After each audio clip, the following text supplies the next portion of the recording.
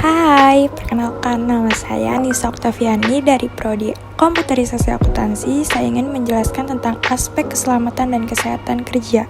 Berikut ada definisi keselamatan dan kesehatan kerja, yaitu suatu kondisi dalam pekerjaan yang sehat dan aman, baik itu bagi pekerjaannya, perusahaan, maupun bagi masyarakat dan lingkungan sekitar pabrik atau tempat kerja tersebut. Keselamatan dan kesehatan kerja juga merupakan suatu usaha untuk mencegah setiap perbuatan atau kondisi tidak selamat yang dapat mengakibatkan kecelakaan. Adapun definisi lainnya, yaitu peralatan standar keselamatan dan kesehatan kerja atau K3 adalah sesuatu yang sangat penting dan wajib digunakan untuk melindungi seseorang dari kecelakaan ataupun bahaya yang mungkin terjadi dalam proses pekerjaannya. Lalu selanjutnya ada peraturan terkait K3. Ada apa aja sih? Peraturan Perundang-undangan UU Nomor 1 Tahun 1970 merupakan keselamatan kerja yang memuat tentang penerapan tentang UU Keselamatan Kerja, yang kedua istilah atau definisi, yang ketiga ruang lingkup, yang keempat syarat-syarat keselamatan kerja, yang kelima pengawasan, yang keenam pembinaan, yang ketujuh panitia keselamatan dan kesehatan kerja, yang ke-8 kecelakaan, ke-9 kewajiban dan hak tenaga kerja, yang ke-10 kewajiban bisa memasuki tempat kerja, yang ke-11 kewajiban pengurus, dan yang terakhir ketentuan-ketentuan penutup. Lalu ada juga peraturan perundang-undangan UU Nomor 23 Tahun 1992 tentang kesehatan yang memuat tentang ketentuan umum, asas dan tujuan, hak dan kewajiban, tugas dan tanggung jawab, upaya kesehatan, kesehatan lingkungan, kesehatan kerja, kesehatan jiwa, pemberantasan penyakit, penyembuhan penyakit dan pemulihan kesehatan, penyuluhan kesehatan masyarakat, pengalaman sedia informasi dan alat kesehatan, dan yang terakhir, pengamanan zat adiktif.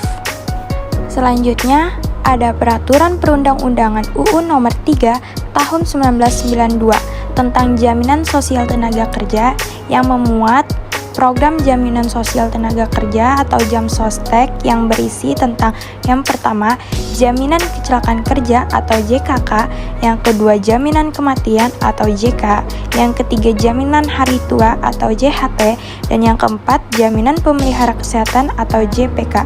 Adapun jaminan hari ini yaitu yang pertama jaminan kecelakaan kerja atau JKK, yang kedua jaminan kematian atau JK, yang ketiga jaminan hari tua atau JHT, yang keempat jaminan pensiun atau JO, dan yang terakhir jaminan PHK atau JPHK. Selanjutnya ada peraturan perundang-undangan UU Nomor 13 Tahun 2003 tentang ketenagakerjaan pasal 87, yaitu yang berisi yang pertama, setiap perusahaan wajib menerapkan sistem manajemen keselamatan dan kesehatan kerja yang terintegrasi dengan sistem manajemen perusahaan. Yang kedua, ketentuan mengenai penerapan sistem manajemen keselamatan dan kesehatan kerja sebagaimana dimaksud dalam ayat 1 diatur dengan peraturan pemerintah. Selanjutnya ada UU CK Nomor 11 Tahun 2020. Undang-Undang Cipta Kerja Nomor 11 Tahun 2020 tentang ketenagakerjaan. Selanjutnya ada Peraturan Perundang-undangan PP Nomor 50 Tahun 2012 tentang penerapan SMK 3. Sistem Manajemen Keselamatan dan Kesehatan Kerja adalah kebijakan nasional sebagai pedoman perusahaan untuk penerapan K3, yaitu keselamatan dan kesehatan kerja yang merupakan kegiatan untuk menjamin dan melindungi keselamatan dan kesehatan tenaga kerja melalui upaya pencegahan kecelakaan kerja dan penyakit akibat kerja. SMK 3 ini adalah bagian dari sistem manajemen perusahaan secara keseluruhan dalam rangka pengendalian risiko yang berkaitan dengan kegiatan kerja, guna terciptanya tempat kerja yang aman, efisien, dan produktif. Adapun sistem manajemen penerapan SMK 3 yaitu yang pertama ketentuan umum, yang kedua sistem manajemen keselamatan dan kesehatan kerja, yang ketiga penilaian SMK 3, yang keempat pengawasan, yang kelima ketentuan peralihan, dan yang terakhir ketentuan penutupan. Dan selanjutnya saya akan membacakan kasus-kasus besar K3 di dunia. Salah satunya yaitu kasus kecelakaan kerja Bhopal di India. Pada tanggal 3 Desember 1984 dini hari, sebuah relief valve membuka pada penyimpanan material yang sangat beracun, yaitu metal isocyanate atau MEC di Union Carbide India Ltd atau Uchil Bhopal, India. Awan MEC yang mengandung MEC terlepas ke perumahan dan perkotaan di sekitar pabrik. Investigator menyimpulkan bahwa terdapat air yang masuk ke dalam penyimpanan tangki MEC Tank 610. Pada saat kejadian, operator control room melihat tekanan dalam MEC Tank 610 sudah mencapai 30 PSIG, di mana tekanan yang normal adalah 2-25 PSIG. Sekitar jam 1:30 sampai 2:30, ketika warga sekitar kebanyakan sedang tidur, safety valve pada tank 6102 terbuka dan pelepas MEC terjadi. Sekitar 2.000 sampai 20.000 orang tewas dalam periode yang singkat dan puluhan ribu orang mendapatkan luka. Kecelakaan pada Bhopal adalah kecelakaan yang terparah dalam industri kimia. Kecelakaan ini berdampak ke seluruh dunia.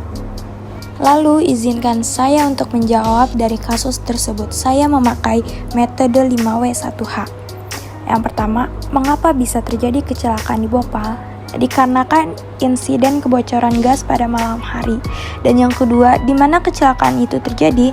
Terjadi di sebuah pabrik pestisida Union Carbide India Limited atau Uchil di Bhopal, Madhya Pradesh, India. Dan yang ketiga, kapan kecelakaan itu terjadi? Pada malam hari 2-3 Desember 1984. Dan yang keempat, kenapa bisa disebut MEC? Karena metil isocyanate atau MEC adalah gas beracun. Yang kelima, apa penyebab dari kecelakaan Bhopal tersebut?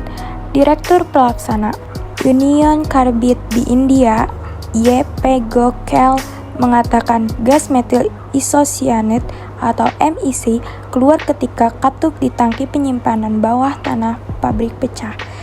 Dan yang terakhir, berapa jumlah korban atas kecelakaan tersebut? Di sini saya akan memaparkan beberapa jumlah korbannya. Dikarenakan jumlah korban yang ada di dalam kasus tersebut kurang detail, saya akan menjelaskannya dengan lebih detail. Di antaranya 558.125 cedera, termasuk 38.478 cedera sementara dan sekitar 3.900 cedera parah dan cacat permanen. Yang lain memperkirakan bahwa 8.000 meninggal dalam 2 minggu dan 8.000 lainnya atau lebih sejak itu meninggal karena penyakit. Oke, finally, mungkin sekian pemaparan dari saya. Kurang dan lebihnya mohon maaf karena mungkin ada kata-kata yang kurang tepat di hati. Sekian dari saya, terima kasih. Wassalamualaikum warahmatullahi wabarakatuh.